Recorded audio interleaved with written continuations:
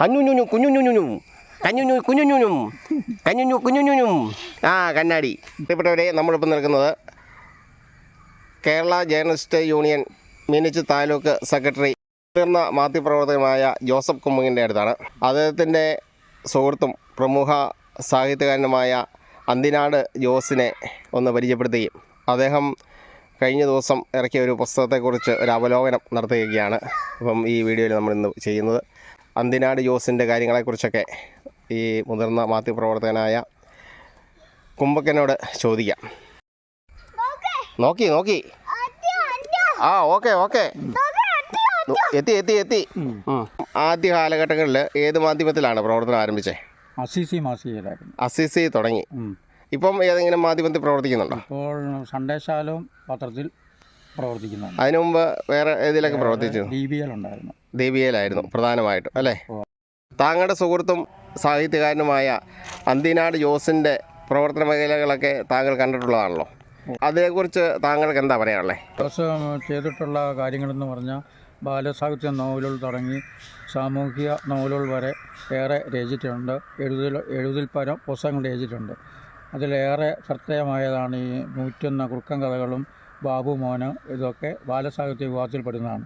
കൂടാതെ സാമൂഹിക നാടകമായ വിശുദ്ധ യൂസേപ്പ്, പിന്നെ വില്യാർവട്ടം ക്രിസ്തീയ രാജവംശം, ഇഷ്ടിക തുടങ്ങിയ ഒട്ടേറെ കൃതികൾ ആബാലവൃത്തം ജനങ്ങളിൽ സ്ഥാനം പിടിച്ചിട്ടുണ്ട്.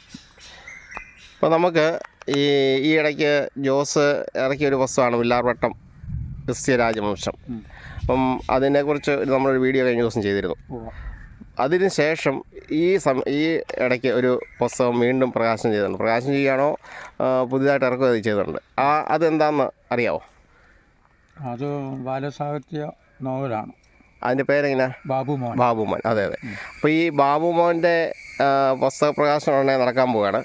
അപ്പം അതിനെക്കുറിച്ച് നമുക്ക് ഈ അന്തിനാട് ജോസിനോട് ഇതിൻ്റെ ഉള്ളടക്കത്തെക്കുറിച്ചും മറ്റു കാര്യങ്ങളെക്കുറിച്ചൊക്കെ നമുക്ക് ചോദിക്കാം. കാറില്ല, ബൈക്ക് എടുത്തോണ്ട് വാ. ഇതെവിടെ നോക്കിയതുണ്ടോ? അങ്ങമാടി പഠിപ്പിച്ചതെന്നാ പറഞ്ഞേ? എന്നാ പറഞ്ഞേ? ഫോണാന്നേ. കുഞ്ഞുഞ്ഞുഞ്ഞും കണ്ണാടി.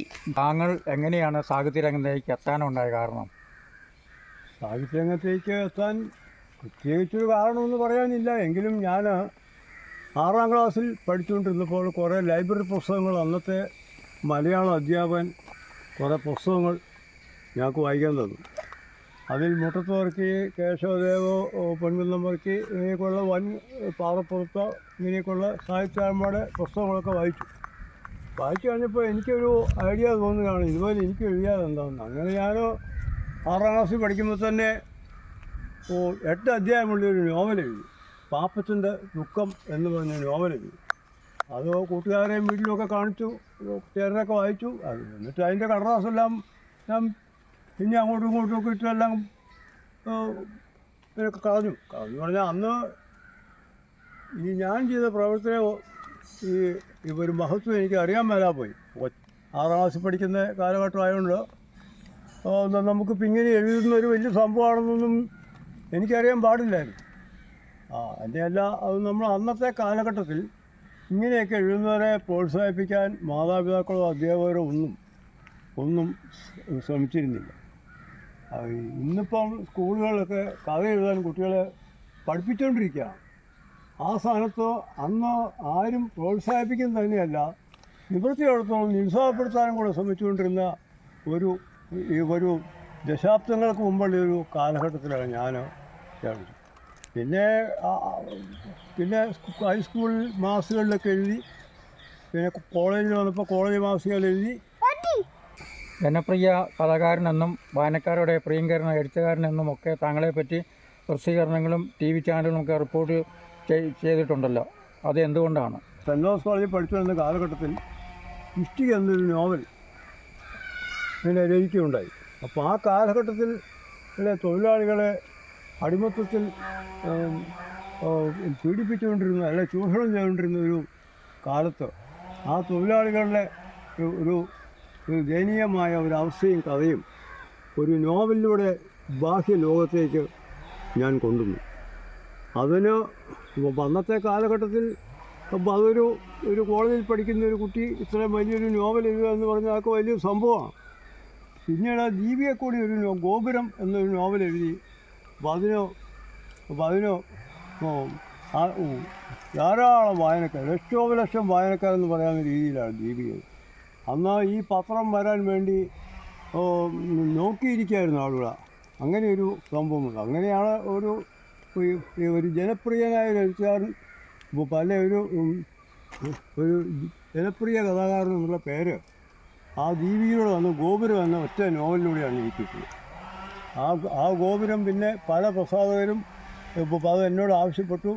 ഇങ്ങനെ പുസ്തകമായി പ്രദർശിപ്പിച്ചു. പിന്നീട് ഒത്തിരി കഥകളും നോവൽ എഴുതി. ഒരേ സമയത്ത് 7 വാരികളിലൊക്കെ നോവൽ എഴുതിയ കാലഘട്ടം ഉണ്ടായിരുന്നു. അപ്പം അങ്ങനെ വായനക്കാർക്കിടയിൽ വളരെ ആഭിമുഖ്യം എനിക്ക് കിട്ടി. അപ്പോൾ അത് കാരണം എൻ്റെ ഇറങ്ങിയ എല്ലാ പുസ്തകങ്ങളും ഒന്നും കെട്ടിയിരിക്കാതെ എല്ലാം ഒരു കൊല്ലത്തിനകം ചിലവായിപ്പോയൊരു സംഭവമുണ്ട്. അപ്പം അങ്ങനെ പല പുരുഷാളുകാരും പറഞ്ഞു, ഇങ്ങനെ ജോസിൻ്റെ പുസ്തകങ്ങൾ പല വൻകിടക്കാരേക്കാളും വേഗത്തിൽ വിറ്റ് പോകുന്നുണ്ടെന്ന് പറഞ്ഞു. അങ്ങനെ ഇപ്പം പ്രസിദ്ധീകരണങ്ങളും ഒക്കെ ജനപ്രിയ സാഹിത്യകാരനാണോ സാധാരണക്കാരുടെ ശക്തനായ എഴുത്തുകാരനാണോ എന്നൊക്കെ പല മാധ്യമങ്ങളും ഇങ്ങനെ പത്രത്തിൽ കൂടെ, TV കൂടെ, മാസത്തിൽ കൂടെയൊക്കെ പ്രവേശിക്കാൻ കഴിയും. അപ്പോൾ വായനക്കാർക്കിടയിലുള്ള എൻ്റെ ആ സ്വാധീന ശക്തി കൊണ്ടാണ് അങ്ങനെ ഒരു ജനപ്രിയ കഥാകാരൻ എന്ന് പറയാൻ. കാരണം കൂടുതൽ ആൾക്കാർ വായിക്കുന്നു. അപ്പോൾ അപ്പം അങ്ങനെ കൂടുതൽ ആൾക്കാർ വായിക്കുന്നുണ്ടും ജനപ്രിയനായതുകൊണ്ടുമാണ് എൻ്റെ പുസ്തകങ്ങൾ വിറ്റ് പോകുന്നതിൻ്റെ ഒന്നാമത്തെ കാര്യം അതുതന്നെയാണ്. അപ്പം അങ്ങനെയാണ് ജനപ്രിയ സാഹിത്യമാണെന്നൊരു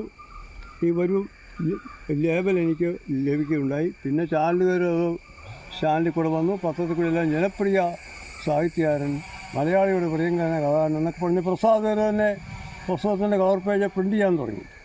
അങ്ങനെയാണ് ഒരു ജനപ്രിയ കഥാകാരൻ. ഒരു സാധാരണക്കാരെയും ഒരു തൊഴിലാളി വർഗത്തിൻ്റെയൊക്കെ ഒരു കഥ പറയുന്ന എഴുത്തുകാരൻ. വായനക്കാരെ മുഷിപ്പിക്കാതെ വായിച്ചു പോകാൻ പറ്റിയ ഗ്രന്ഥങ്ങളുടെ രചയിതാവ് എന്നൊക്കെ. അപ്പം അങ്ങനെയാണ് ഒരു ജനപ്രിയ എഴുത്തുകാരൻ എന്ന് പറയാൻ തുടങ്ങിയത്. താങ്കളുടെ ഏറ്റവും പുതിയ പുസ്തകമായ ബാബുമോനെ ഈ അടുത്ത നാളിൽ രചിക്കുകയുണ്ടായല്ലോ, അത് രചിക്കാനുണ്ടായ സാഹചര്യം എന്താണെന്ന് പറയാമോ? അത് ഞാൻ ഒരു 1982 കുട്ടികളുടെ ജീവിയിലൂടെ ബാബുമോൻ എന്നൊരു കഥയുണ്ട്. ആ കാലത്ത് ആ കഥയെപ്പറ്റി പിറ്റേ മാസം കുട്ടികളുടെ ദീപിയെ കൂടെ ആ കഥയെപ്പറ്റി ഒരു റിവ്യൂ വന്നു.